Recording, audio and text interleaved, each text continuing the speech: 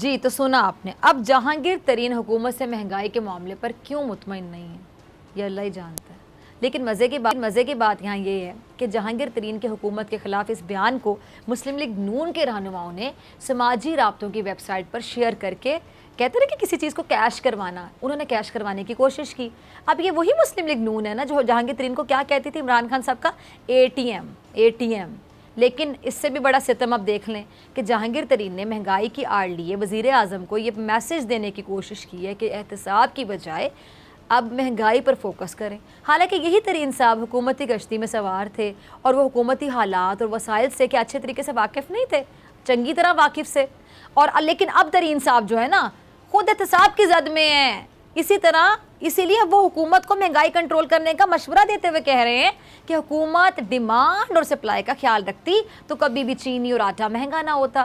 اب حالانکہ ترین صاحب کو تو یہ بات شاید کرنی نہیں چاہیے تھی، کیونکہ وزیر اعظم عمران خان صاحب بذات خود اس بات کا اقرار کر چکے تھے کہ جہانگیر ترین نے چینی اسکینڈل میں عوام کو اربوں روپے کا ٹیکہ لگایا ہے، اور یہی وجہ تھی کہ وزیر اعظم صاحب نے انہیں خود سے الگ کر دیا۔ اب ترین صاحب حکومت کو مشورہ دے رہے ہیں کہ حکومت سب کام چھوڑ کر مہنگائی کی طرف توجہ دے۔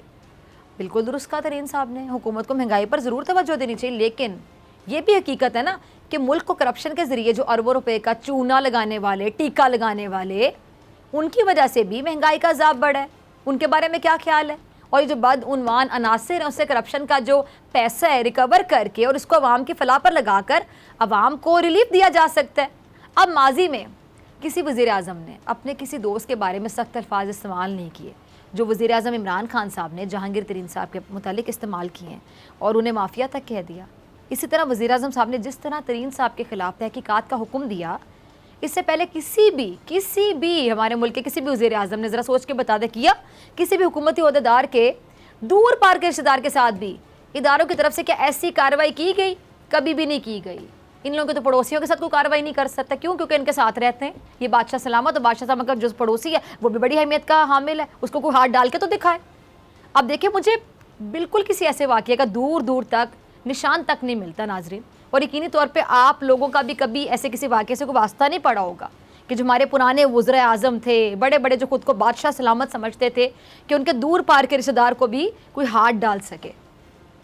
اب یہی وجہ ہے کہ اب جہانگیر ترین صاحب کو یہ ساری سچویشن دیکھ کر مہنگائی یاد آ گئی، انہیں عوام کا درد شدت سے ستانے لگا، اور اب غیروں کے ساتھ ساتھ عمران خان صاحب کے اپنوں نے بھی صرف احتساب نامی چیز سے بچنے کے لیے مہنگائی جیسی حکومتی کمزوری پر وار کر کے حکومت کے مورال کو کم کرنے کی کوشش کی ہے۔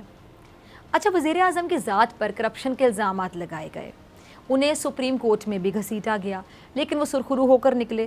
پھر اسی طرح پنڈورا پیپرز کے آنے سے پہلے آپ کو یاد ہے ابھی کا تو یہ واقعہ ہے کہ ان کے مخالفین نے فوراً، آپ کو یاد ہوگا، یہ شور مچانا شروع کر دیا تھا کہ جی عمران خان صاحب کی تو 2 آف شور کمپنیاں ہیں۔